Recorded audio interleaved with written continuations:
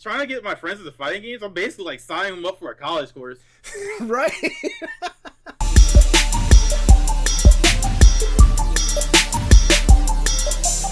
So, Julius, RRealistics, we are recording. Thank you for joining me today. I appreciate that so much. How you doing? No problem. I'm doing all right. I'm just kind of tired because I did go to sleep, but it's fine because I don't need. Who needs sleep? Yeah. Who needs sleep? I actually woke up a little bit too earlier today. Today was my day off. I could have slept in, and I did not.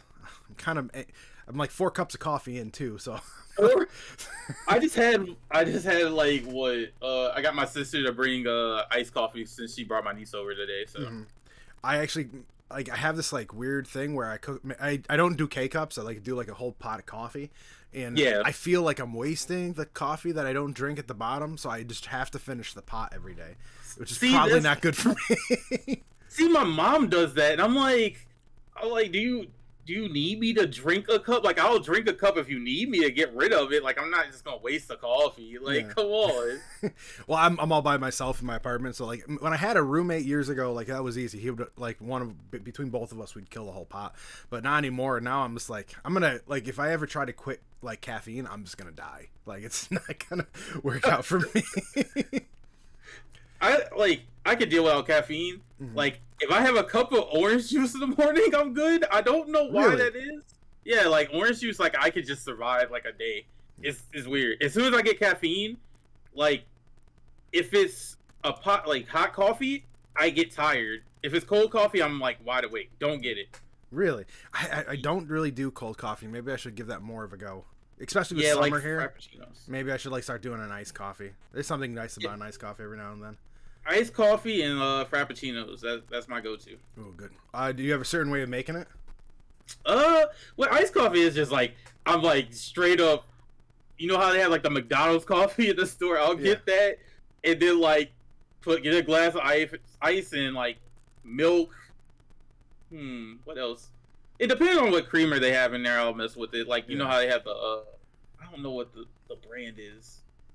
But there's like little like the flavor creamers all mixed with it. Yeah, I was a big fan of like there was like a Nutella flavored like creamer. Oh my god, it was I'm a big fan of hazelnut stuff. So like I was like I can mess with this. Yeah, like the hazelnut creamer I'll put in like iced coffee. It'll be fine. Like I don't know. Good stuff. That's just starting experimenting. So sometimes that type of person, I guess. All right, well, let's talk about you. All right, so this podcast is kind of an interview-esque type of thing. So I always start off, how did you make your way to making content or just getting on TikTok? Like, how did that start? All right, so it's kind of weird. Basically, there is I think it was 2018. I was just like, man, nobody's doing just skits in like the general FGC. Like you have Sylvanas, you'll have RDC World, like all these other big creators. They'll touch on like certain things with fighting games, but they're not fighting game content creators. They don't make fighting game skits. Yeah. And one day I was just like, you know what? I'm just get on my camera, like my little wherever it is. I literally took out my phone and was like, what can I do in like 30 seconds? It wasn't TikTok. It was just a Twitter video at the time. Sure. So I was like, what if I'm just like the drunk uncle that just pulls up to a fighting game tournament? And like, so the first thing I did was, it was like, say nephew, where the game's at? I'm trying to run the first to 5 real quick. And for some reason, I just went to sleep after doing it or something, or I just went to get food. I come back and it's just like, you have like 100 retweets on this. I'm like, wait a minute, huh? Like, what's going on? So like, it kind of started from that, and then I guess what was it?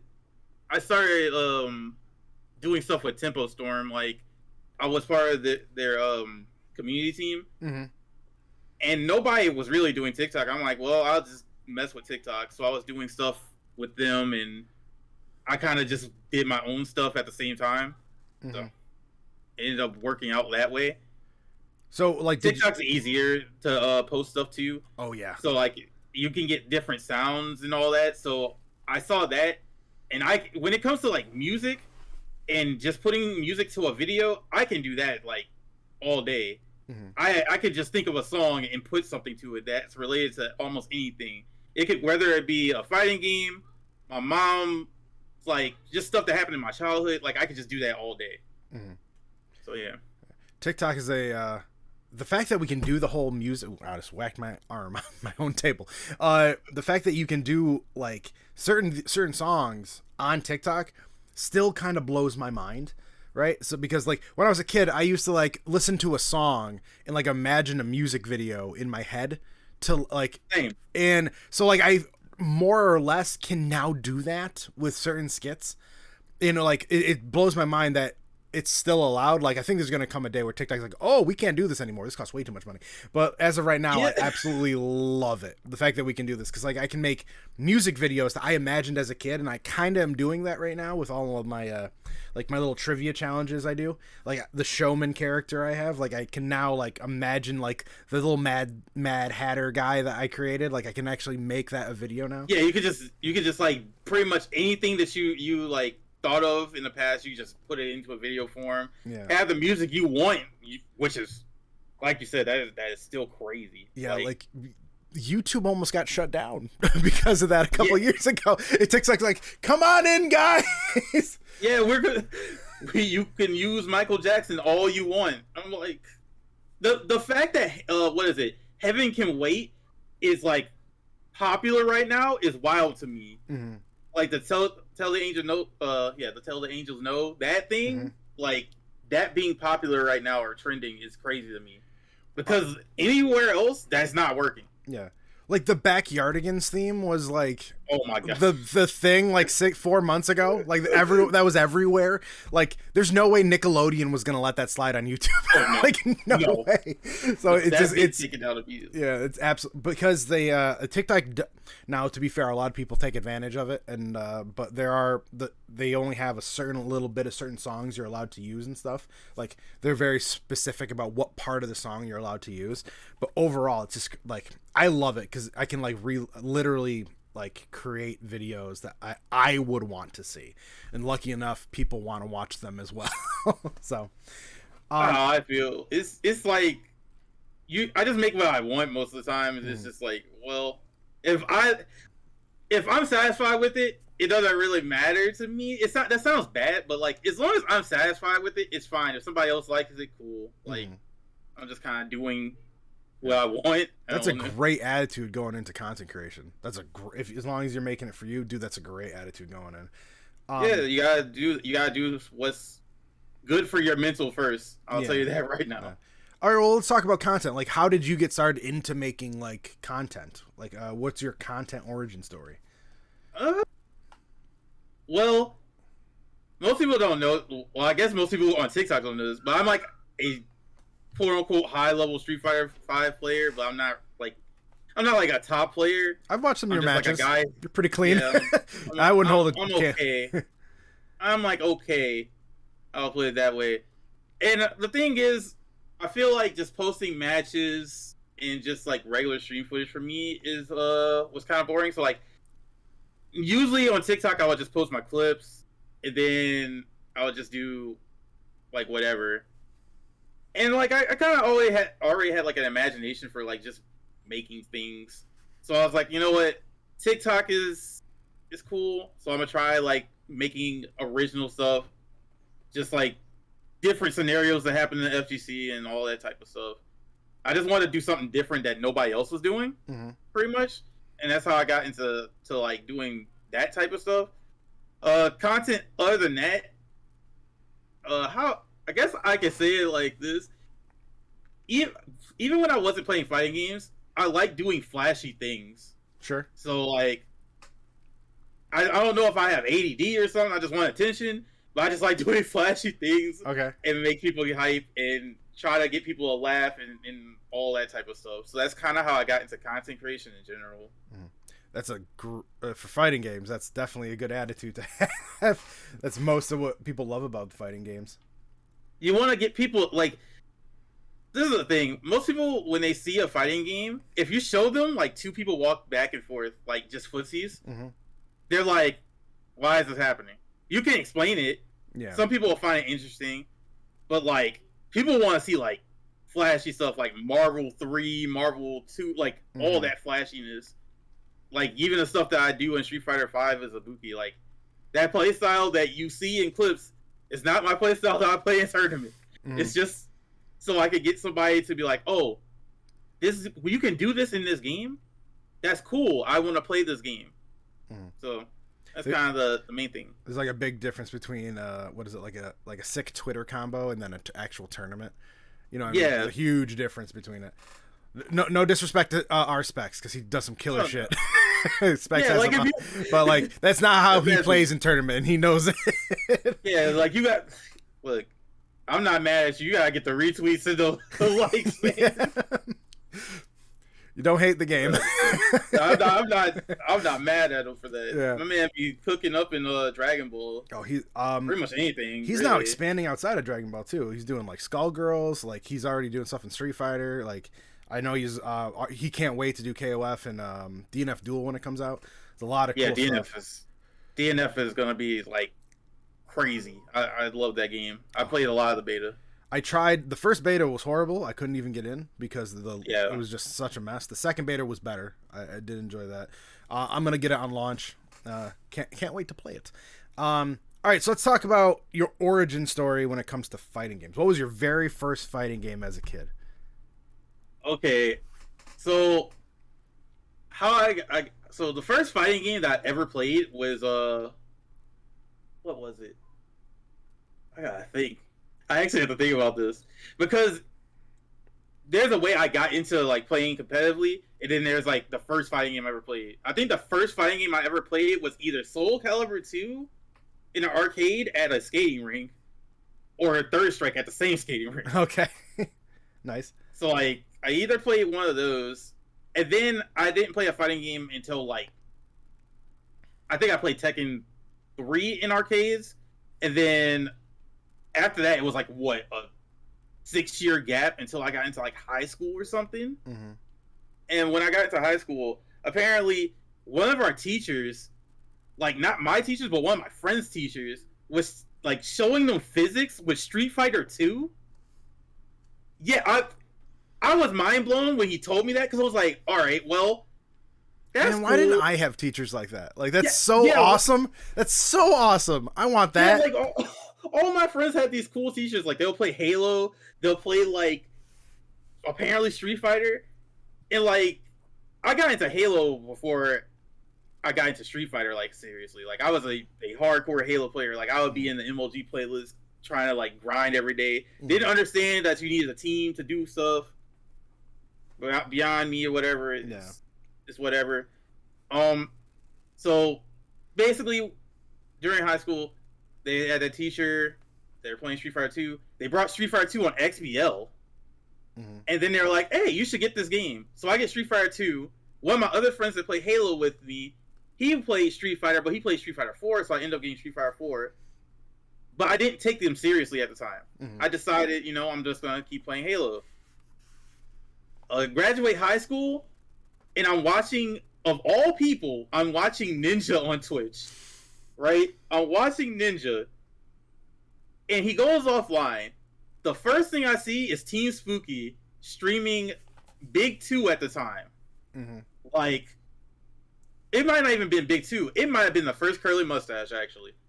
Because I remember seeing the Quicksilver glitch. And if you don't know what that is, look it up on YouTube, and it might be one of the dumbest things you'll ever see in a fighting game. I'll just explain it real quick. Basically, it's basically doing a DHC glitch. You have to look that up too. It's basically doing a lot of stuff where people can't play a game. I'll put it that way. Degenerate stuff. So I basically ended up getting into fighting games through Team Spooky, like hardcore. So I started playing Marvel 3, and then I ended up at Street Fighter 4. So like the first game I took seriously was Street Fighter 4. I learned how to do a combo in Marvel 3, but Street Fighter 4 is like the main game I learned. That's like pretty much it. So I'm assuming after current day. Street Fighter 4, it just like steamrolled where you just kind of like bounce around to new games, or did you stick with Street Fighter 4 for like? All right. So I played everything that came out. Like I even played tag. I played tag too, but I didn't really get into it. But I was pretty much mainly a Street Fighter player. I like dropped Marvel to get serious about Street Fighter type thing. But Marvel is like probably one of my favorite fighting games. You could just sit down and play it like endlessly, like super matches back to back to back. So it's like I played everything, but I was like seriously a Street Fighter 4 player. Like you could probably find matches of me losing to Broly legs online somewhere. Really? Yeah. So like, would you say Street Fighter is like your game, like Street Fighter? Yeah, that's probably like my main game. Yeah. I always am very curious about how people like what it is that like makes them just why that game clicks with them. You know what I mean? Like everyone has a different game that like clicks. Like I was chatting with Ghoul not so long ago about this, and it's like just Tekken is his game. It just feels right. You know what I mean? Like I feel the same way with like Injustice. Like it's just a game that just clicked with me. You know what I mean? Other games didn't as much. I don't actually know why Street Fighter clicks with me so like well, because a lot of people tell me they're like, I'm surprised you don't play like Guilty Gear or BlazBlue, because I play Ibuki in Street Fighter. It's not a traditional Street Fighter character. I'm literally playing anime games in Street Fighter. Yeah. So they're like, why are you playing SF4, SF5? I'm like, I don't know. I just work well with Ibuki. Like that character just fits me so well. I don't know why, but it just works. And I think it's because I got to a certain level, like a certain skill level. So I'm like, I kind of am tied to it because I'm like, well, I'm really, really good at this game. I don't know if I'll be good at this other game if I like try to give it a chance. So like, it's more of like, a lot of people get super comfortable because they're just really good at a game, and they're just like, well, I don't want to take that leap of faith because I don't want to.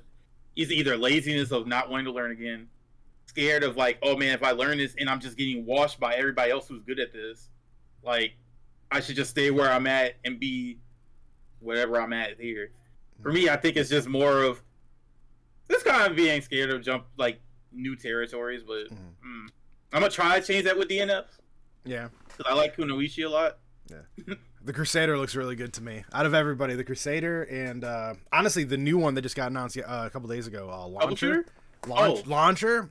The Troubleshooter looks cool too, but like the Launcher, man, I don't know, something about her just being able to summon like bazookas out of nowhere sounds really cool. I was watching DFO like before DNF Duel came out, and I was like, these characters are crazy. Like, how are they gonna put this in a fighting game? Like all of this. Yeah. Because in that game is actually worse. Like people are like, man, DNF is kind of like a BS game. I'm like, I don't know. I'm gonna be honest. I want that so bad. I want a game that just makes no sense, and then like people to break it. I love watching games like that. So the thing is, I play the game and I'm like, you can tell this is made by aiding. Like the same people who made Marvel, you can tell is made by it because it just has that feel, and you just get right back into rematching. You're like, man, that was cheap. I'm not gonna get hit by that again. And you're just gonna keep playing. Yep. Aiding also made like one of my all-time favorites, Bloody Roar. So like I can also understand the nonsense of aiding.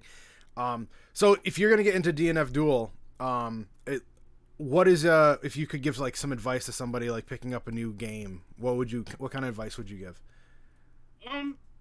So my advice for a lot of people will tell you like try to work on neutral and stuff first, and that doesn't really translate well for like every game.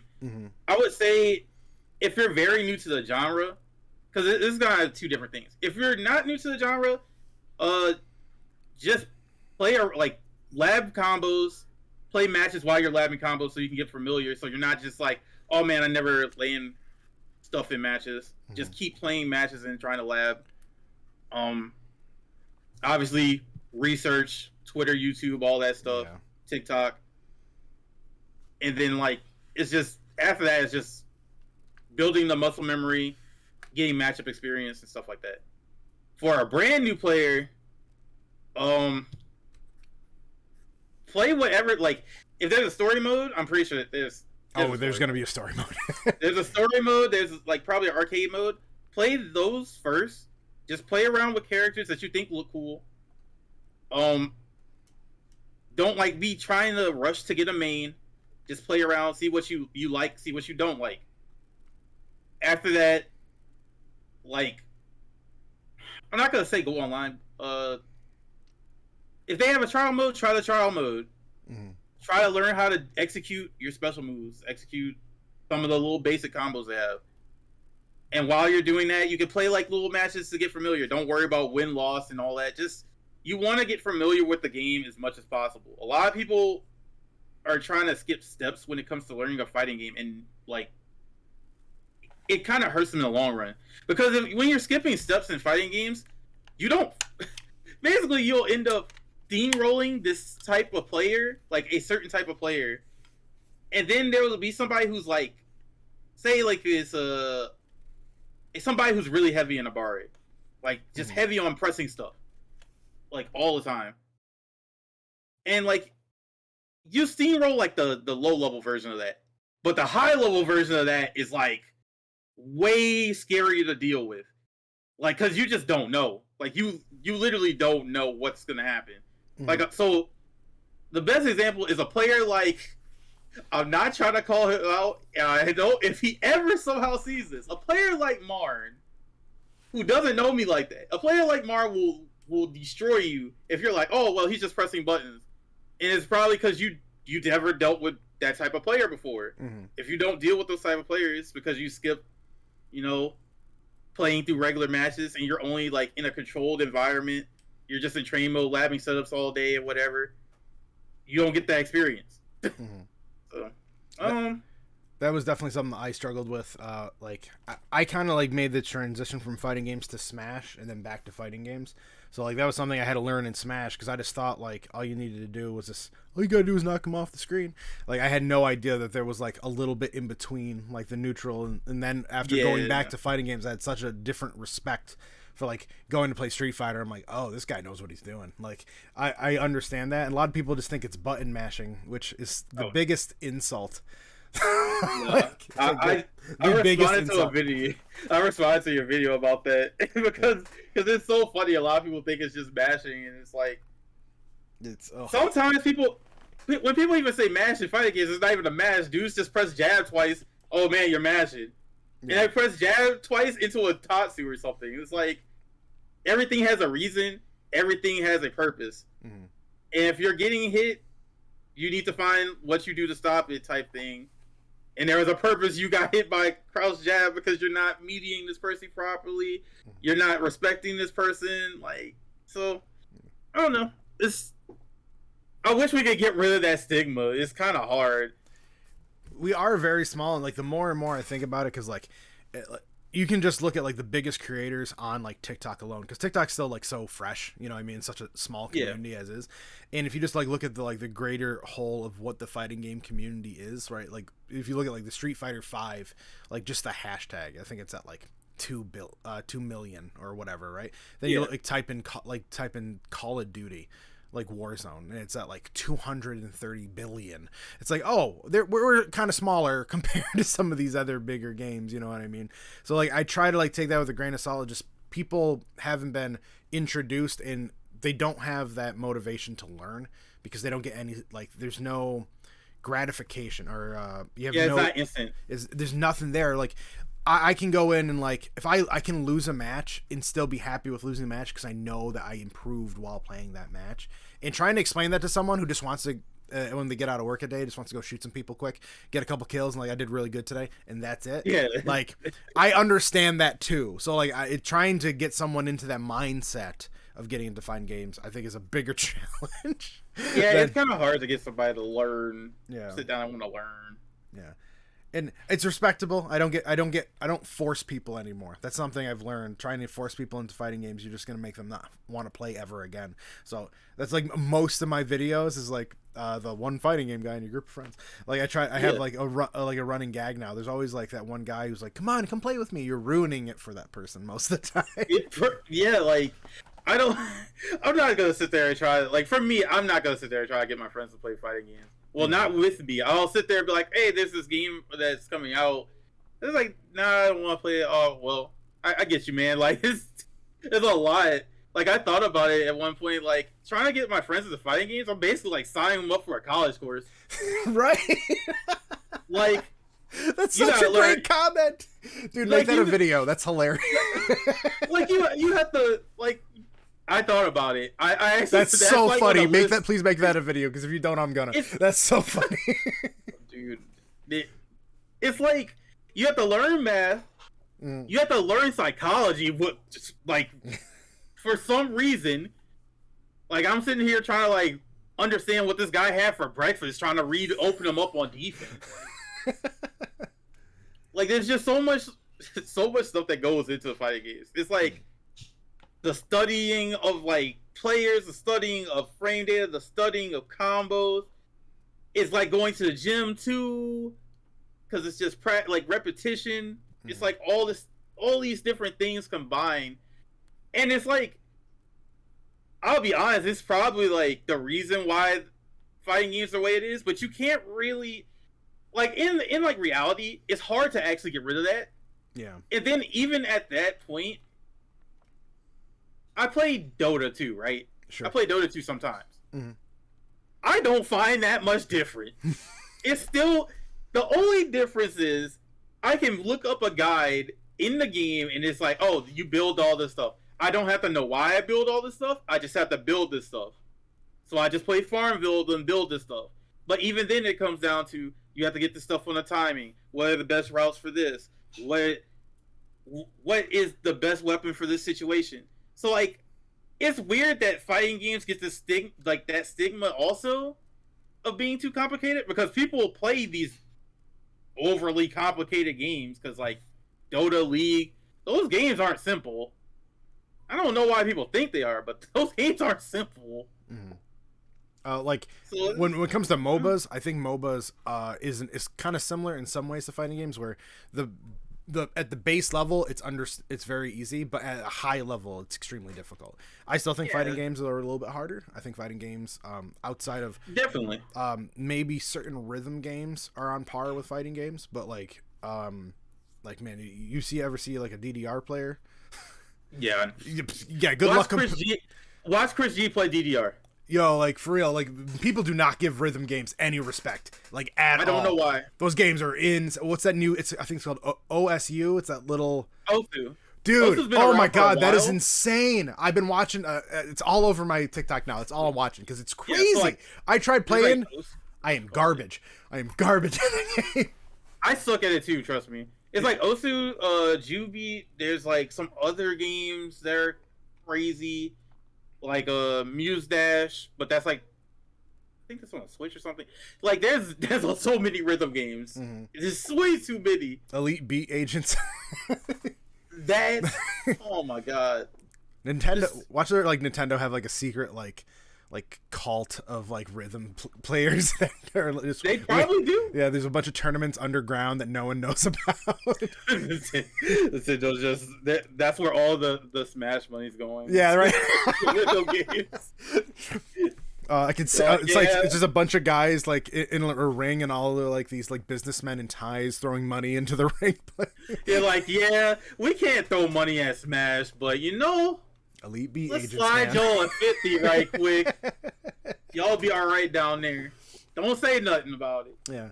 Okay, so you mentioned before that you're a high level player. Let's talk about some tournaments and stuff. Do you have any big wins, or have you done well at enough a tournament that you're proud of that you'd like to mention? I mean, not all right. It's kind of weird because everybody's like, what's the word? They value success in different ways, right? So people getting out of pools, a lot of people like just getting out of pools. I got out of pools, I felt happy about it, but at the same time, I still wanted more. I think like the best I felt about a tournament was probably like getting 65th at Evo 2015 at SO4, because like I came into playing Street Fighter like super late, like 2012, and like 2015 was the last year. I beat like a couple of really good players to get to like that, I guess, placing. I beat some dude who basically played against Dio all the time online, which was random. So I was like, I was happy that I beat that guy. And then like, I guess in SF5, I think. I hope you can't hear my he's in my mom in the background. You're fine. I think in SF5 my I guess like the best thing I did is like I can't even think of it really, because like SF5 I really hasn't been like super serious about tournament stuff. I've been more content creator side, just posting clips and doing TikTok stuff and Twitter stuff. Do you find that like as rewarding as the tournament stuff? Yeah, content creation is a little bit more rewarding for multiple reasons. Yeah.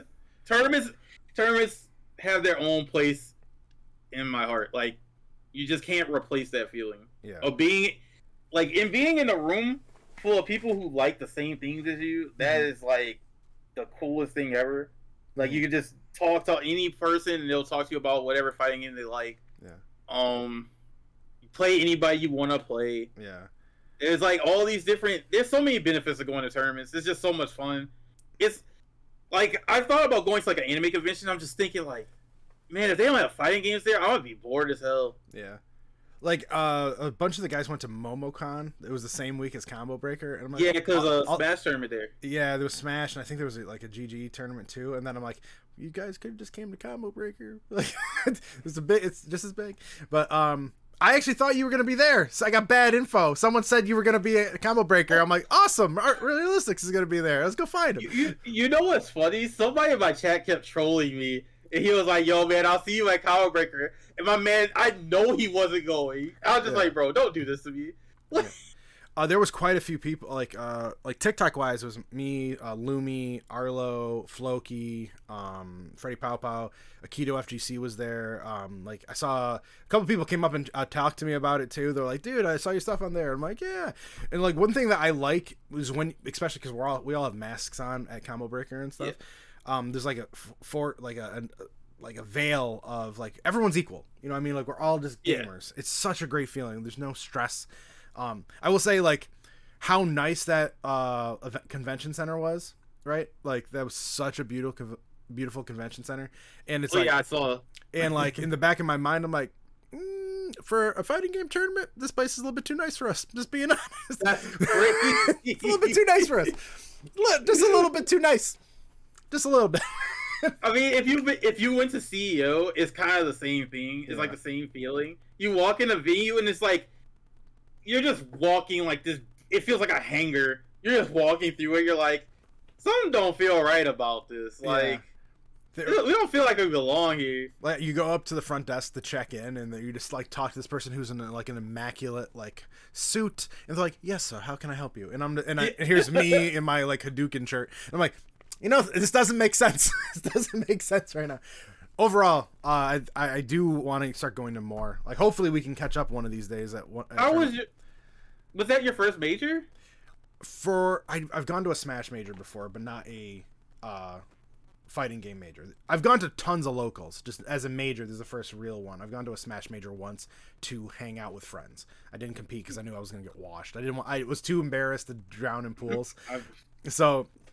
But gotta do it. You just gotta do it. Now though, dude, I'm hyped. I'm so excited to go to ECT. I'm like trying to figure out. There's a very slim chance I might be going to Evo. I don't know yet. Very slim. Very slim. That's kind of that's a bucket list thing. I want to go to Evo, but like the way my bank account's set up, the way life's set up right now, like there's so many reasons why I probably won't make it this year. And plus, like, bro, have you looked at like flight tickets to Evo right now? Like for me, it's like I'm coming from New York, dude. It's like almost $750. I'm like, nah, man, I'm not paying that.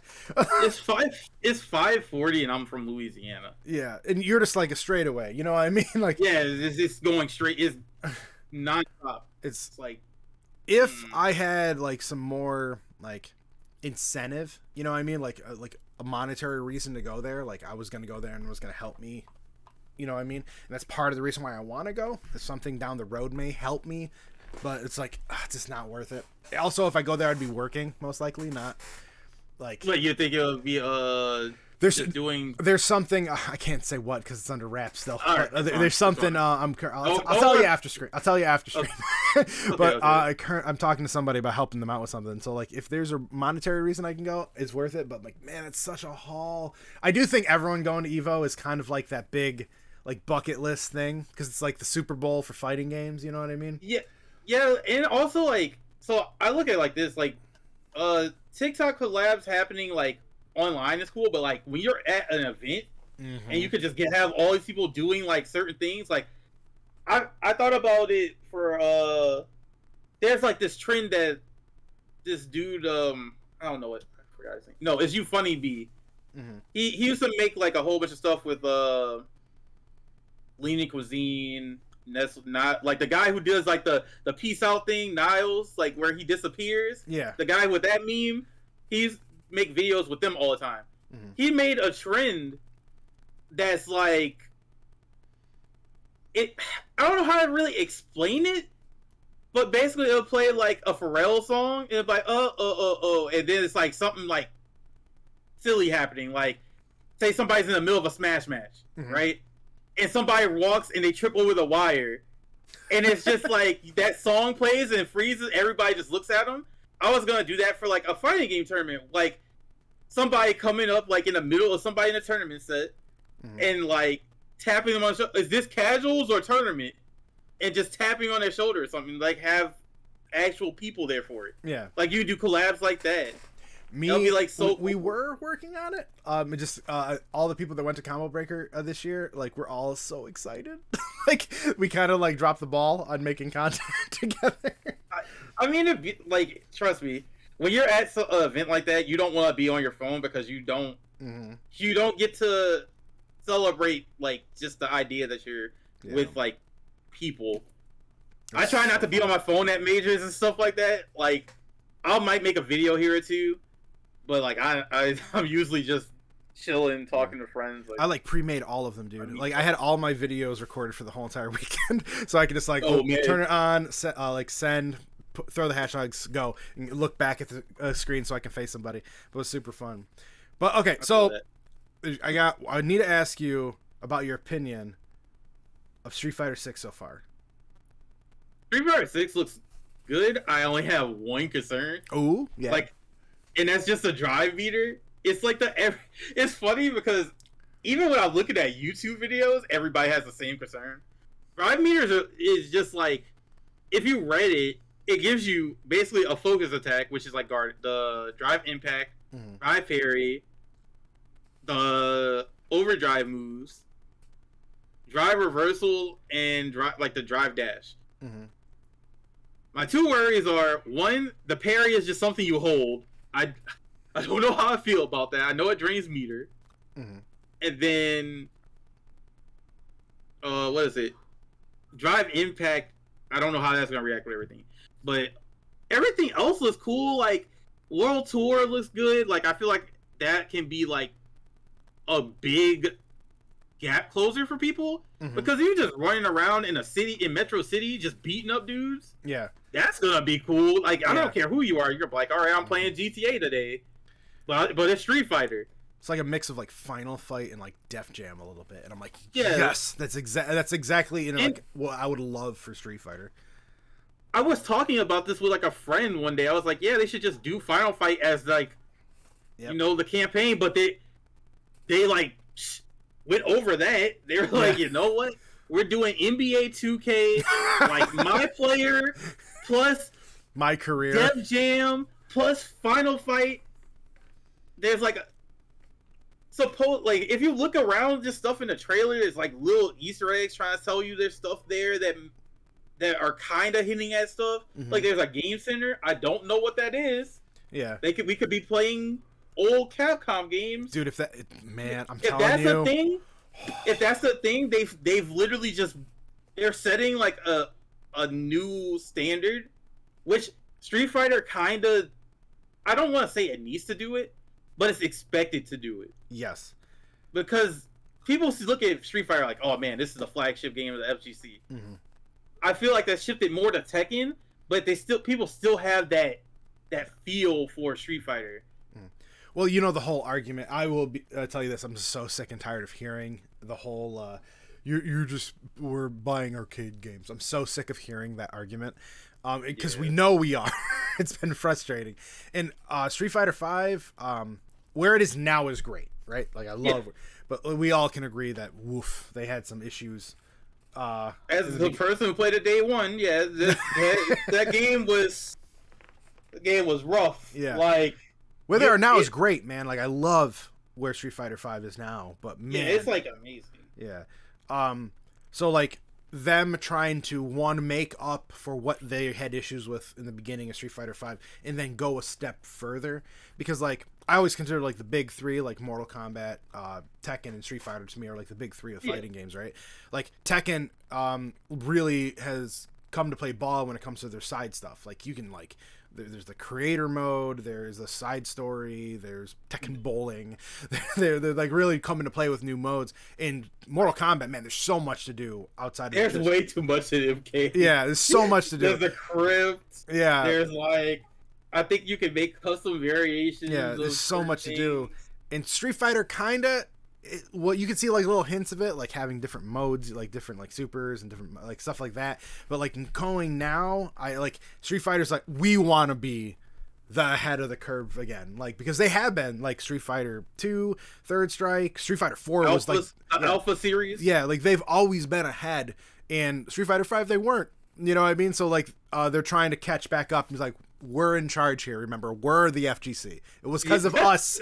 It was because of us. You're here. All right. And I think it's kind of full circle now actually, because what was it? Street Fighter 4 kind of like brought everything back. Yeah. And then like other games kind of picked it up from that. And Street Fighter kind of like it didn't fall off per se when it comes to like player base, when like competitive player base at least. But you could tell stuff was lacking. Like, if you look at year one and look at now, there was half the stuff that's there just wasn't. Mm-hmm. Story mode wasn't there. I could go on forever about what stuff wasn't there. Half the roster. It's kind of half the roster. Dude, there's no reason. To think that the game started with 16 characters. 16 characters, and we're at 43? Yeah. It's 44?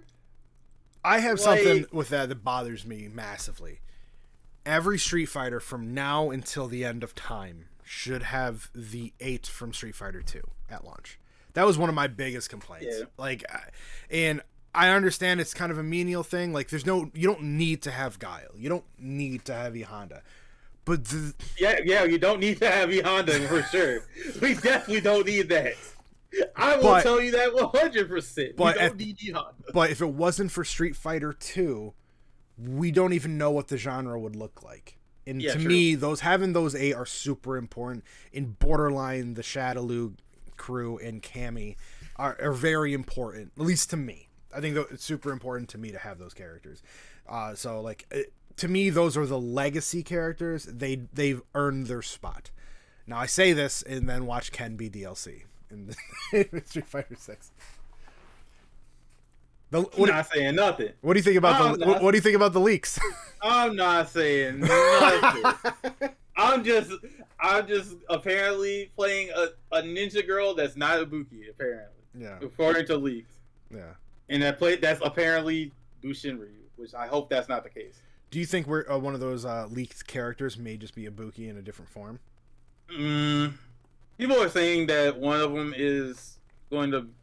They're like, you know what? It's just going to be like a different Ibuki type. But it's like, I feel like she's going to play like Guy, and I don't want that because those characters are floaty. Zeku and Guy just like they feel so floaty, so it doesn't feel fluid. Now, if she proves me wrong and she's just moving, I'm in there. Like I need movement. I can't have a character just jumping and I can do like one giant step for man. Like I can say that when they're jumping. Like I'm not playing that. Okay. So are you more of a rushdown player then? Like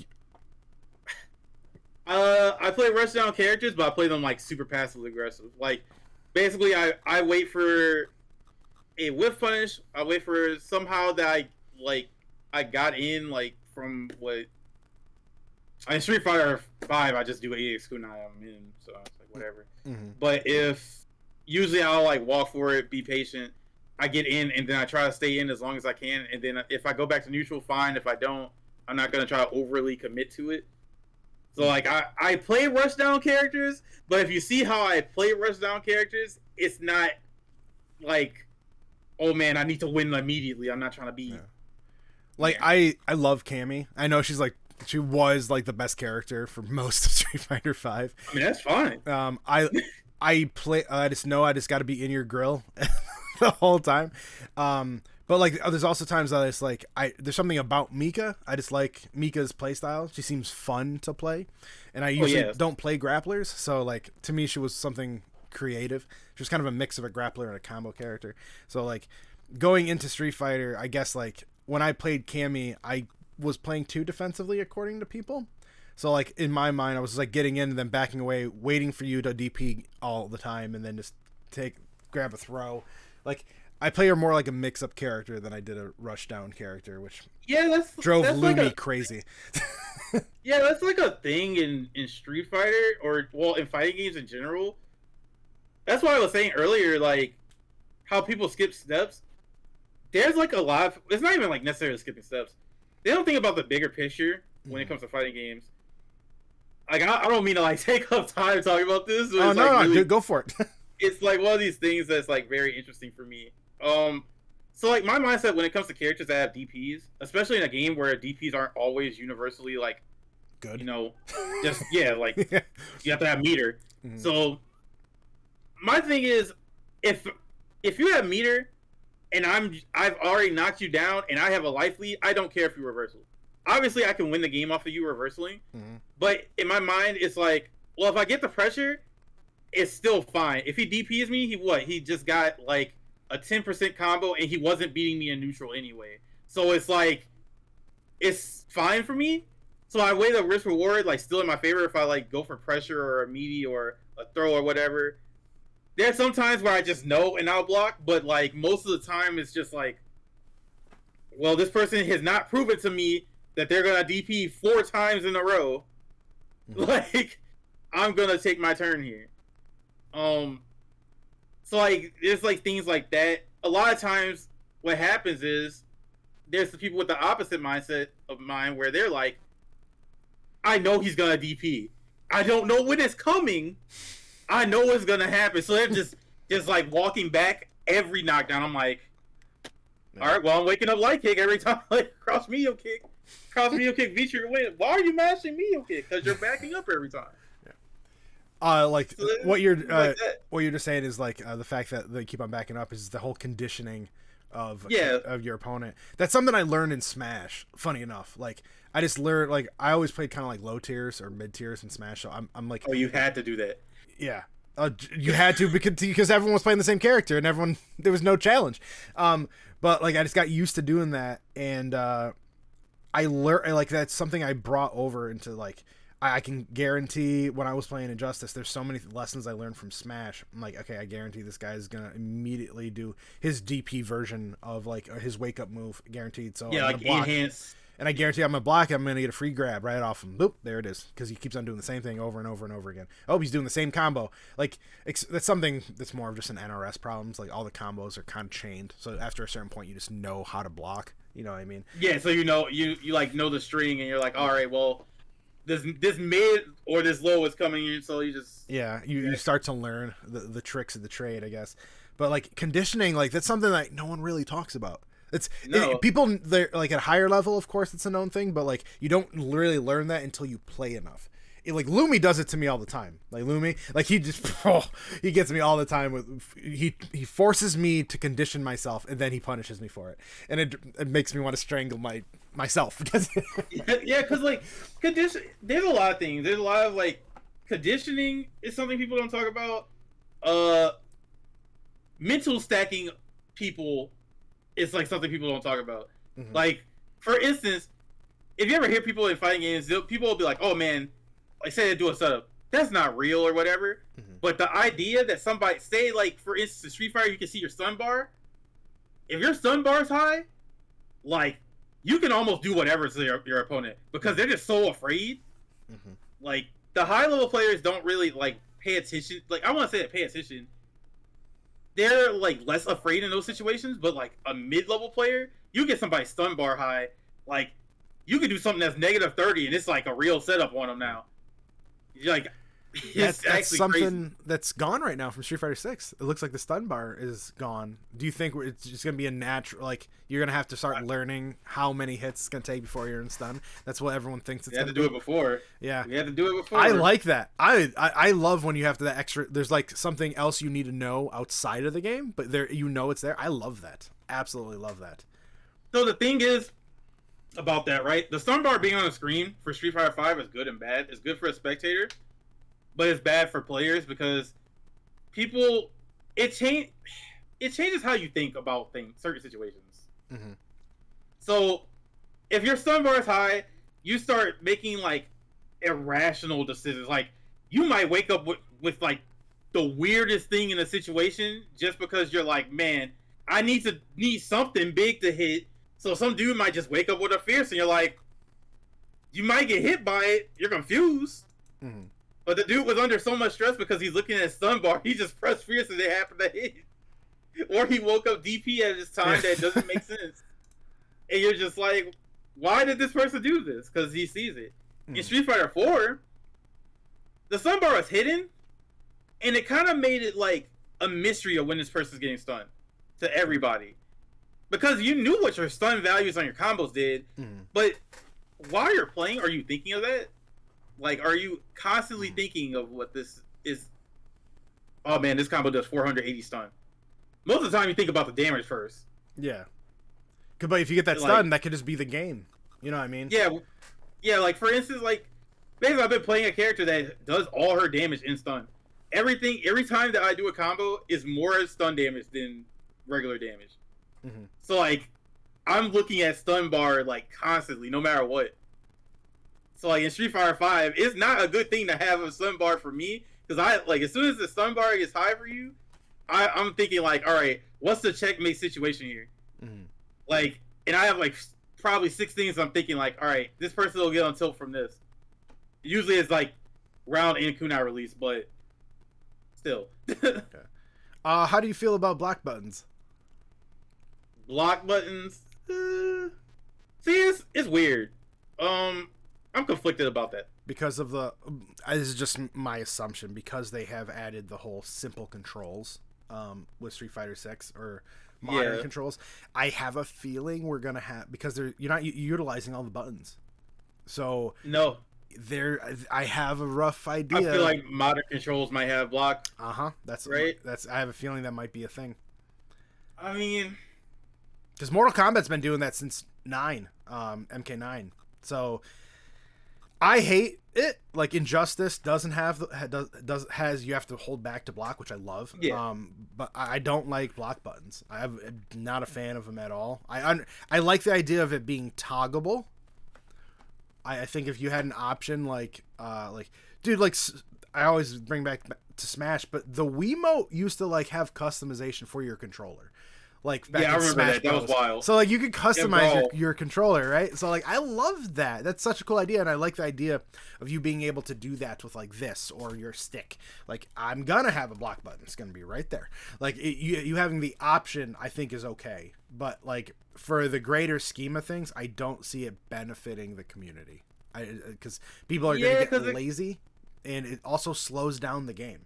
Like, that's something that, like, when you're holding the block button more, you get more defensive, and while fighting games, I think, usually should be more offensive. Yeah, because, like, I'm trying to think of, like, game recently. I feel like the way it's done in Grand Blue is okay. Like, Grand Blue and DNF Duel, like, I feel like those games do it well. Mm-hmm.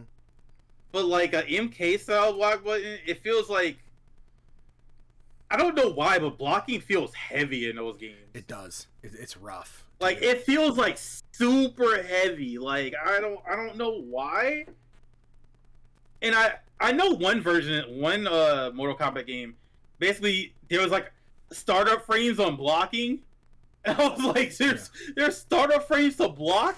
Mm-hmm. What? Yeah, well, I haven't really posted it yet, but I want to like say this. It was like people were complaining about one day I'll learn how to tech a throw, and then it's like a Street Fighter fan. One day I'll learn how to tech a throw, and then underneath it's an MK fan saying you guys can tech throws. Because, oh yeah. Because like if you're blocking an MK, like the chance of you taking a throw is like borderline impossible. Like you need to look at your opponent like I'm gonna grab you right now. It's like okay, cool.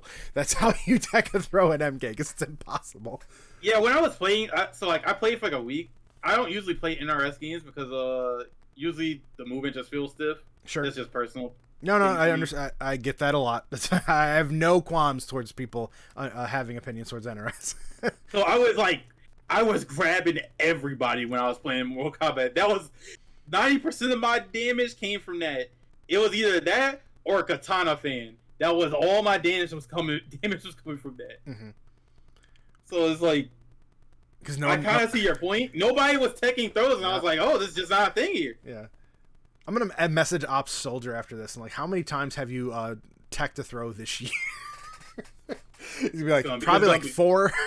It's going to be single digits. It's definitely single digits. There's no way you're taking throws in that game reliably. Yeah. Unless you're like Sonic Fox or something. Well, because you have to hold down the block button. And if you're holding down the block button, you're guaranteed the throw to connect. You know what I mean? So like the fact it just, I don't know. It seems like close to impossible. Okay, I understand. Oh, that's kind of whack. Yeah, like it's just not. Yeah, that's why I like Injustice more. Like, you hold back the block, man. Just makes sense. I think the block button is cool for like I guess trying to take care of left rights, but at the same time, it kind of takes away like a dimension of mix-ups, and I'm a mix-up type of person. Me too. Mix-ups to me are like some of the most hyped things in fighting games. If you actually go look back at moments. People getting mixed brings a lot of hype. Yes. People don't know that or pay attention to it. Like they're like, man, mix-ups are cheap. I don't think it is. I play Cheetah in Injustice 2, and she's like the queen of mix. Yeah, I've seen that character. Yeah, she's bonkers. So like she has like 4 like B&Bs that I could just keep on like rotating between those 4, and you have to guess 50-50 every single time. And which is not fun for you, but it's fun for me. So look, people be trying to play like Mario Kart or whatever Mario Party when they're playing fighting games. Look, I'm trying to play Skyrim. I'm trying to play a single player game. I'm not trying to let you play. Why am I trying to let you play a fighting game? If you're having fun, I'm not having fun. Yeah. So that's the argument against like facing zoners and grapplers. Like the reason people don't like playing those characters is because you're not playing a fighting game that you want to play. You have to play their game, and that's why people don't like facing those characters. Like I hate zoners. I hate zoners so much. Like, and I play Injustice, so I don't mind. Oh yeah, never mind. Like that's different. That's I had to learn how to deal with them over time, and like.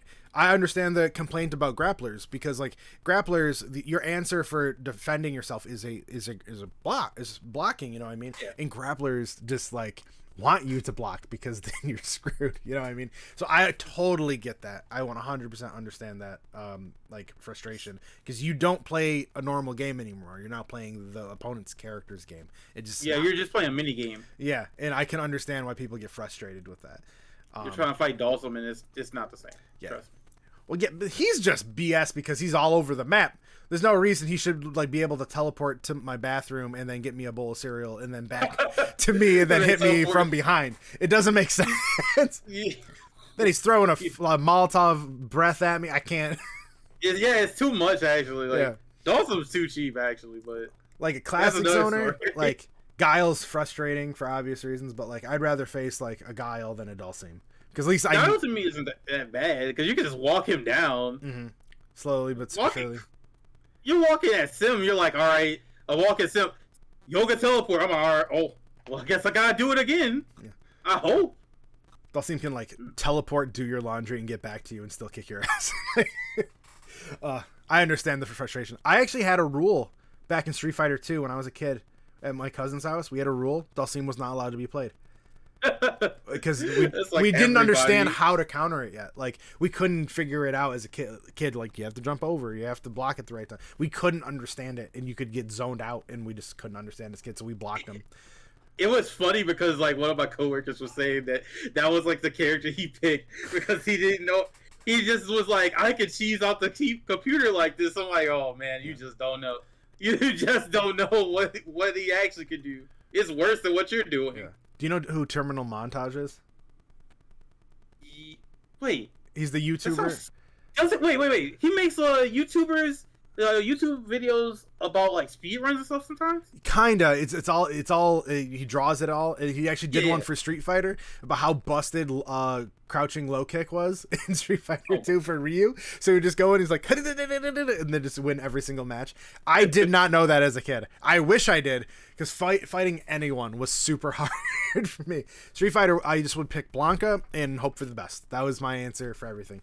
High kick, low kick, jump, high kick, low kick. I played alright. So in Street Fighter 2, I played Ken and Chun-Li. And the real reason I played Chun-Li is because somebody mashed and I lost like 25% of my life. Mm-hmm. And I was like, well, I'm gonna do that. And I started mashing myself. Well, back then you kind of could do really well in mashing in arcade mode as a kid. Mashing worked because the AI didn't know how to deal with it. So you could just mash the entire time and do very well. I remember that's how I beat Bison. I 100% beat Bison by mashing. 100%. It was like weird because certain moves that like mash moves in that game are just like, even as a person, it's hard to deal with because like I feel like lightning legs in that game was just plus, or it just pushed you so far back it didn't matter if it was on block, hit, anything. I love how like there's like now guides of how to like exploit the bosses. Like now, I wish this was alive when I was a kid. I there was probably a time that I like borderline was in tears as a kid trying to beat Motaro in Mortal Kombat. I guarantee there was a time I was probably like, because he could just go through your projectile. I'm like, what just happened? How is he doing that? I thought it was cheating, but I didn't know that was part of the move. That's how I felt about like Seth and SO4. I was like, oh, there's no way that this character's just doing all this right now. Yeah, you'll just get like free teleport command grabs. I'm like, bro, what is this? All right, so we've been talking for almost an hour here. Before I ask you my final question, where can everyone find you? It's Realistic with 2 R's on Twitter and Twitch. I have to like rephrase it. So if you put like another R after the word realistic, you'll find me on Twitch and Twitter. Mm-hmm. But it's also Realistic, like with 2 R's spelled out on TikTok and Instagram. Mm-hmm. That's pretty much it. Okay. YouTube is also the same thing. Is RRealistics. Good stuff. So my final question, the way I always finish this up, is what does the FGC mean to you? That's a hard question. Everyone answers this differently in their own way. So.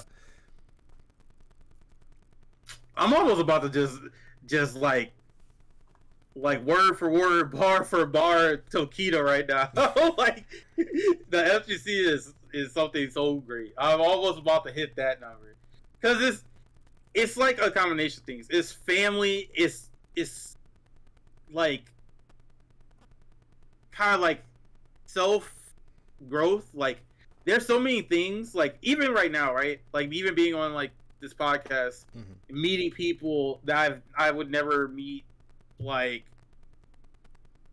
it's so many things that the FGC did to change my life that are just like, they might be small to somebody else, but they're huge to me. Like I was a person who didn't really talk to a lot of people like that. Like I don't consider myself a social person or like talking about it. Sure. And but I realized it changed a lot because like I talk to like pretty much everybody in the scene. I don't like sit there and DM everybody because I feel like I'm bothering people. I'm not trying to do all that. You can hit me up whenever you want. Even you telling me that, I'm still gonna be like, man, this man's Phil busy as hell. Like, I know he's grinding out something. I don't know what he's doing, but like, I'm a little bit more social now. I have more confidence in certain aspects of life, even though like I'll still downplay myself when it comes to like playing a game or whatever. Like the FGC is so many different emotions and so many different things. The most important thing is it's just a family. To an extent, it's a family of people that like the same thing. It's just community. That's just all it got. That's the best way I can put it. It's just community. All right, no, it's completely how you would want to answer it. I think it's a really fun and like earnest question, because people like I've had people like tell me like that's a very emotional answer for me. I'm like, it should be. Like if it's changed your life, it definitely should be one. You know what I mean? I have a lot of like it's changed my life. So yeah, everyone has their own answer, and that's a solid one, man. Yeah.